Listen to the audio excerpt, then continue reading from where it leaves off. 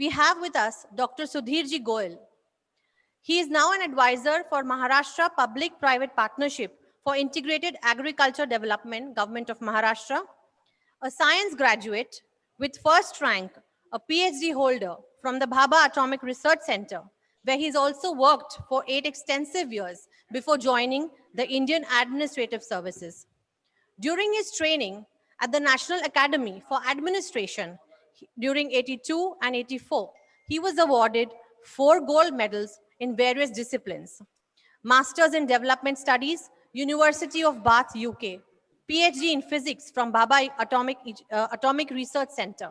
A researcher in nuclear physics. He joined the IAS services in 1982 and occupied various senior positions in the state of Maharashtra, mostly in the field of agriculture and cooperation. With such a long and extensive experience in this field, I do not feel we would have a better speaker, sir, to start this conference. I now open this stage for your comments and remarks. Thank you. Thanks, ma'am, for your very generous introduction. I hope I am audible. Yes. आजचा हा जो विषय आहे एकात्मिक शेती आणि शाश्वत उत्पन्न. तर एकात्मिक शेतीबद्दल इतका लिखाण आहे की प्रश्न पडतो की याला डिफाइन कसे करायचे. So I am banking on a definition given by UN organisation, food and agriculture organisation. Integrated farming is a whole farm management system which aims to deliver more sustainable agriculture. So in the definition itself, there is a word sustainable. म्हणजे आपल्याकडे शेती शाश्वत असली पाहिजे आणि त्याच्याकरिता असलेल्या ज्या प्रकारची शेती आपण करणार आहोत त्या शेतीला आपण एकात्मिक शेती म्हणतो. याला एकात्मिक का म्हणतात? कारण ह्याच्यामध्ये फक्त क्रॉपचा विचार केला जात नाही. क्रॉप बरोबर लाईव्हस्टॉक, ॲक्वाकल्चर, त्यांचे इंटरडिपेंडन्स, ॲग्रोफॉरेस्ट्री आणि शेतीशी निगडित असलेले जे घटक आहे त्या घटकांचा एकत्रितरित्या विचार केला जातो. वर्ल्ड इकॉनॉमिक फोरम यांनी शेतीच्या बाबतीत विचार करीत असताना काही मुद्दे मांडलेले आहे की ज्यांच्या आपल्याकडे असलेला तो इम्पॅक्ट झाला पाहिजे. Number 1 food security, number 2 economic opportunity, number 3 environmental sustainability, and recently they have included another factor to make it a global movement, nutritional security. आणि ह्या सगळ्यांचा जर एकत्रितरित्या विचार केला तर आपल्याकडे इंटिग्रेटेड फार्मिंग सिस्टम मध्ये तशा पाहिला या सगळ्यांचा एकत्रित आपल्याकडे समावेश होताना दिसतो आहे. ICAR Indian council of agriculture रिसर्चच्या माध्यमातून एक सेंटर आहे मोदीपुरम मध्ये, Indian institute of farming system research. आणि ह्या सेंटरनी आपल्या देशासाठी 60 प्रकारचे वेगवेगळे प्रकारचे मॉडेल्स देशाचे वेगवेगळ्या भागाकरिता तयार केलेले आहे. आणि ह्या मॉडेल्स मध्ये ज्या घटकांचा समावेश करण्यात आलेला आहे त्याच्यामध्ये फार्मिंग म्हणजे क्रॉप सिच्युएशन तर आहेत, horticulture, animal husbandry, fisheries, recycling of waste, circular economy in terms of having the minimum wastage in the entire system, and natural resource conservation and so on. In fact, हे जे model आहे हे climate resilient agriculture किंवा climate smart ॲग्रिकल्चरचे फार जवळचे आहे. ह्या प्रकारच्या इंटिग्रेटेड फार्मिंग सिस्टम खूप ठिकाणी आपल्याला होताना दिसत नाही. आणि आजच्या ह्या अत्यंत महत्वाच्या चर्चासत्रामध्ये त्याचा विचार करणे आवश्यक आहे. आपल्याकडे राजेंद्र पवार साहेब बोलणार आहे, विमलेंद्र शरणजी बोलणार आहे आणि या विषयामध्ये असलेले तज्ञ आहे. तर इंटिग्रेटेड फार्मिंगचा एक दुसरा भाग जो विचार करण्यासारखा आहे तो आहे की ह्याच्यावरून सस्टेनेबल इन्कम कसे निर्माण होईल. आणि त्याच्याकरिता डायव्हर्सिफिकेशन ऑफ प्रोडक्शन स्ट्रीम्स तर होणारच आहे, परंतु माझा असा दावा आहे की ह्याच्या बरोबर व्हॅल्यू चेन इंटिग्रेशन एक अत्यंत महत्वाचा घटक आहे. व्हॅल्यू चेन इंटिग्रेशनचा काय अर्थ आहे? आपल्याकडे असलेल्या शेतकऱ्यांना ग्राहकांशी जोडण्याची जे मूल्य साखळी असतात त्याला व्हॅल्यू चेन म्हणतात.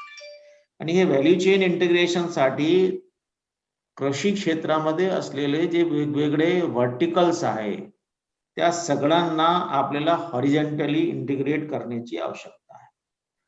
व्हर्टिकल्स जर पाहिले तर इन्युमरेबल आहे. Seeds, fertilisers, pesticides, crop protection measures, mechanisation, soil sciences on one side of production आणि पोस्ट हार्वेस्ट आणि त्यानंतर लॉजिस्टिक्स आणि फायनली मार्केटिंग आणि शेतकऱ्यांची उत्पन्न ग्राहकांच्या हातापर्यंत पोहोचवणे.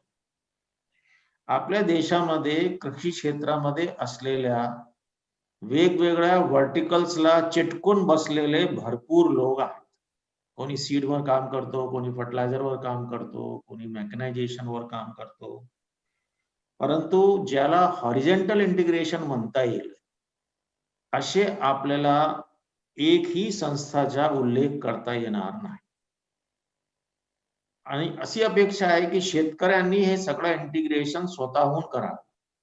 म्हणजे प्रोडक्शन पासून मार्केटिंग पर्यंतचा जो काही खटाटोप आहे ते सगळं शेतकऱ्यांनी, आणि ज्यांची संख्या आपल्याला माहित आहे देशामध्ये 14 कोटी आहे आणि देशाच्या स्तरावर 85% त्याच्यामध्ये स्मॉल आणि मार्जिनल फार्मर आहे, त्यांच्या खांद्यावर आपण हा सगळ्यात मोठा बोजा टाकलेला आहे.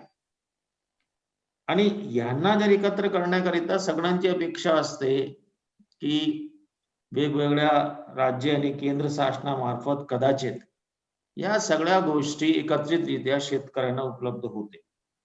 या प्रकारच्या त्यांच्याकडून अपेक्षा करणे अत्यंत चुकीच्या ठरेल आणि तशा आज तगायत घडलेला नाही. काही आपल्याकडचे असलेले प्रगतिशील शेतकरी आणि काही अत्यंत उद्यमी असलेले लहान शेतकरी देखील या सगळ्या घटकांना एकत्रित आणतात. आणि म्हणून इंटिग्रेटेड फार्मिंगचा विचार करीत असताना शेती क्षेत्राचे वेगवेगळ्या घटकांना एकत्रित आणणारे असे प्रकारचे सर्व्हिस प्रोव्हायडर्स निर्माण करण्याची नितांत गरज आहे. जसे आपल्याकडे एखादा बिल्डिंग बांधायचा असेल तर आपण एक आर्किटेक्ट नेमतो आणि बाजारातून सर्व प्रकारच्या जे साहित्य आहे डिझाईन पासून आणि नंतर आपल्याकडचे असलेले एक चांगली टुमदार इमारत तयार करून ते आपल्या क्लायंट्सला देतो. आपल्याकडे आपल्या देशामध्ये लाखोची संख्यामध्ये अशा प्रकारचे सर्व्हिस प्रोव्हायडर्सची आवश्यकता आहे.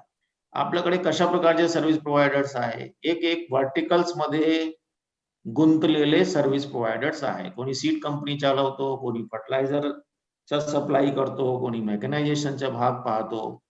परंतु ह्या मूल्य साखळीला आपल्याला या सगळ्यांचा एकत्रित विचार करणे आणि तो देखील आपल्याकडे असलेल्या वेळोवेळी ज्यांची आवश्यकता ज्या वेळी आहे त्यांना त्या वेळी ती सर्व्हिस उपलब्ध करून देणे आवश्यक आहे. हे सर्व्हिस प्रोव्हायडर कोण असू शकतात? आपल्याकडे ऍग्टेक कंपनीज आहे. आपण सर्व्हिस प्रोव्हायडर्स म्हणून आपल्याकडचे कृषी क्षेत्रामध्ये तज्ञ व्यक्ती आहे, एग्रोनॉमिस्ट आहे, फायनान्सर आहे, ऍग्री बिझनेस प्रोफेशनल्स आहे, त्यांना एकत्रित होऊन त्याचा विचार करता येईल. या आजच्या या अत्यंत महत्वाच्या चर्चासत्रामध्ये एक विचार मांडतो आहे की 1,000 शेतकऱ्यांचे जर आपण ऍव्हरेज मी सांगतो आहेत, काही कमी आणि जास्त असू शकतात. 14 कोटी शेतकऱ्यांचा जर विचार केला तर 1,40,000 गट पडतात. महाराष्ट्राचा विचार केला तर आपल्याकडचे 1.5 कोटी शेतकरी आहे आणि अशा प्रकारचे फक्त 15,000 गट आपले तयार होते. आणि एक हजार शेतकऱ्यांचे गटांना मार्केटशी जोडून एक एकात्मिक पद्धतीचा प्रकल्प उभारणे इतका काही अवघड नाही. एका वर्षामध्ये होणार नाही, कदाचित 5 वर्षात होईल. आणि तशा प्रकारची एक क्रांतिकारक संकल्पना पुढे जर घेऊन जायचा सगळ्यांनी विचार केला तर काही वर्षामध्ये शेतकऱ्यांना, प्रत्येक शेतकऱ्यांना एकात्मिकरित्या कुठल्याही ग्राहकांशी जोडता येईल अशा प्रकारचे प्रयोग अमूलमध्ये आहे. आपल्याकडचे व्यंकटेश हॅचरी सारखे पोल्ट्रीमध्ये उद्योग आहे. सीड इंडस्ट्री त्याच पद्धतीने करतात. शुगर इंडस्ट्री त्याच पद्धतीने काम करतात. परंतु प्रत्येक क्रॉपसाठी अशा प्रकारच्या तंत्रज्ञान असताना आपण एकत्रित फ्रेमवर त्यांना आणलेला नाही. IT कंपनीज भरपूर आहेत, परंतु शेतकऱ्यांचे विविध घटकांना एक प्लॅटफॉर्मवर आणणारा एकही आपल्याकडचे असलेल्या प्लॅटफॉर्म आज उपलब्ध झालेला नाही. बिहारमध्ये अशा प्रकारची काही काम झालेलं आहे आणि दिहाट म्हणून एक प्रकारचा प्लॅटफॉर्म आहे. ग्लोबल ऑडियन्सना माझी विनंती राहणार आहे की शेतकऱ्यांसाठी अशा प्रकारचा प्लॅटफॉर्म तयार करण्याची आता वेळ आलेली आहे. आता 5 जूनला ऑर्डिनन्स झाले आणि मागच्या रविवारी माननीय राष्ट्रपती महोदयांनी 3 फार्म बिल्सवर सह्या केल्या. संपूर्ण देशामध्ये वादंग निर्माण झालेला आहे. हे बरोबर आहेत की नाही त्याच्यावर भाष्य करणे मला योग्य वाटत नाही. परंतु शासनाने त्याच्याच बरोबर शेतकऱ्यांना एकत्र आणण्याकरिता 10,000 फार्मर प्रोड्युसर ऑर्गनायझेशनच्या एक संकल्पना मांडलेली आहे, ज्याच्यासाठी 7,000 कोटीची तरतूद आहे. ऍग्री इन्फ्रास्ट्रक्चर फंड निर्माण झालेला आहे. 1 लाख कोटीची तरतूद आहे पुढच्या 5 वर्षामध्ये. फायनान्ससाठी आपल्याला FPO मार्फत 2 कोटीचा कर्ज घेतलं तर 1.5 कोटीला गॅरंटी आहे. NBFCs आहे, समुन्नती सारख्या नाबार्डची अनेक योजना आहेत, क्रेडिट गॅरंटी फंड आहे, स्टार्टअप्स करून टेक्नॉलॉजी आहे. या सगळ्यांना एकत्रित करून शेतकऱ्यांना संघटित करणे, तंत्रज्ञान त्यांच्यापर्यंत पोहोचवणे, इन्फ्रास्ट्रक्चरची सोय निर्माण करणे, फायनान्सची व्यवस्था करणे आणि शेवटी त्यांना मार्केटशी जोडणे, अशा प्रकारचा एक एकत्रित शेती एक संकल्प उभारून आणि त्याच्यावरून त्यांच्या शाश्वत उत्पन्नाची हमी देणे अशा सहज शक्य आहे. आपण सगळ्या लोकांनी संयुक्तरित्या प्रयत्न केले. प्रत्येकाने याचा विचार केला की ह्या एकत्रित साखळीमध्ये मी कुठे शेतकऱ्यांशी जोडला जाऊ शकतो आणि अशा प्रकारचे स्टार्टअप्स किंवा हॉरिझॉन्टल ऑर्गनायझेशन्स निर्माण झाले तर एकात्मिक शेतीद्वारे आपल्याला शाश्वत उत्पन्न निश्चित मिळू शकेल असा मला विश्वास वाटतो. संयोजकांनी मला संधी दिली त्याबद्दल मी आपला आभारी आहे. धन्यवाद. Thank you so much sir. आपल्या या विस्तृत भाषणातून आपण शाश्वत शेतीबद्दल अनेक अंगांना स्पर्श केला आणि आपल्या अनुभवाचे बोल आम्हा सगळ्यांपर्यंत आणि विशेषतः हा कार्यक्रम अनेक शेतकरी बांधव लाईव्ह बघत आहेत. आपल्या माध्यमातून ही माहिती त्यांच्यापर्यंत ही पोहोचलेली आहे त्याबद्दल आपले खूप खूप आभार.